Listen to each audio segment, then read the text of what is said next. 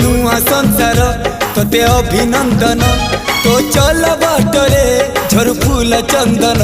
तो चल बाटरे झर फूल चंदन समयर चक्का भौरी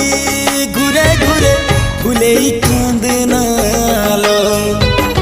चढ़ीबु तू फूल सवारी धीरे धीरे फुले कांदनालो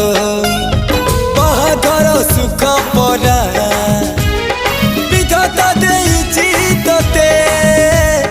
विरह वेदना सबु सहिबाकु हवा मते।